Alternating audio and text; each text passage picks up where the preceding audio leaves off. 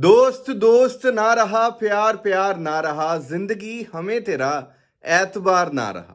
Pakistan cricket team के दो ऐसे दोस्तों की कहानी आपको बताने जा रहा हूं जिसमें एक दोस्त ने दूसरे दोस्त को धोखा दिया। ये कहानी है बाबर आजम और मोहम्मद रिजवान की दोस्ती की।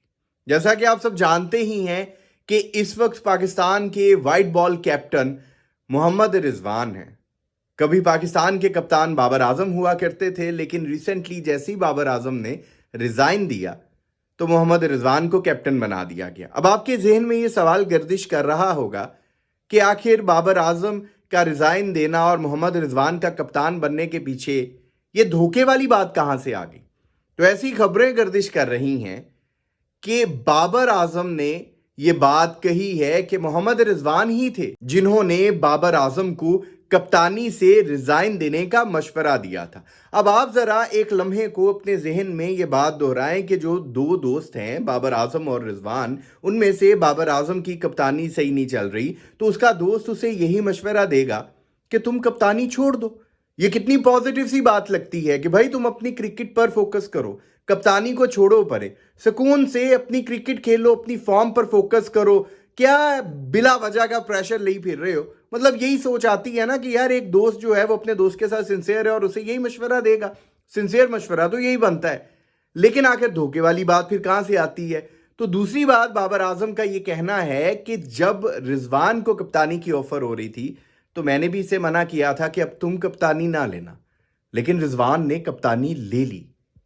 तो आखिर पीछे स्टोरी चली क्या यह मोहम्मद रिजवान का प्लान था कि बाबर आजम को कप्तानी से हटा दिया जाए ताकि मोहम्मद रिजवान कैप्टन बन जाए? यानी कि एक ऐसी दोस्ती थी जिसमें एक दोस्त ये चाह रहा था कि वो दूसरे दोस्त की पोजीशन पर बैठ जाए, किसी तरह से उसकी पोजीशन उससे छीन ले, उसकी टांगे खींच ले और उसकी कुर्सी पर जाकर खुद विराजमान हो जाए।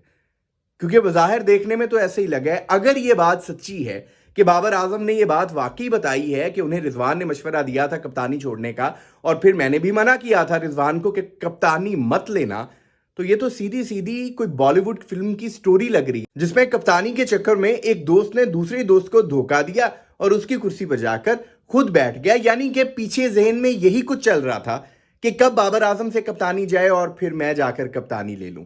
अगर आपको याद हो तो T20 वर्ल्ड कप 2024 में भी इस तरह की बातें हुई थी कि बेसिकली पाकिस्तान क्रिकेट टीम में 2 ग्रुप्स नहीं है, 3 ग्रुप्स हैं। तब भी सब हैरान हो गए थे कि भाई तीसरा ग्रुप किसका है। एक ग्रुप तो हमें पता है कि बाबर आजम का हो गया, दूसरा तो हमें पता है शाहीन शाह अफरीदी का हो गया, तो ये तीसरा ग्रुप कौन सा है? तो इस तरह की बातें सामने आई थी कि तीसरा ग्रुप मोहम्मद रिजवान का है। तो कोई भी इस बात को नहीं मान रहा था कि यार रिजवान और बाबर तो बहुत अच्छे दोस्त हैं, भला ऐसे कैसे हो सकता है कि रिजवान बाबर की जड़ें काटने के पीछे पड़ जाए। लेकिन अब जिस तरह की खबरें सामने आ रही हैं, इंफॉर्मेशन सामने आ रही है कि भाई बाबर आजम को रिजवान ने मशवरा दिया कप्तानी से उतरने का, फिर जो बाबर ने रिजवान को मना किया कि तुम कप्तानी ना लेना तो रिजवान ने खुद कप्तानी ले ली, तो इससे तो ऐसे ही लग रहा है कि ये पीछे बहुत लंबी कोई प्लानिंग चल रही थी।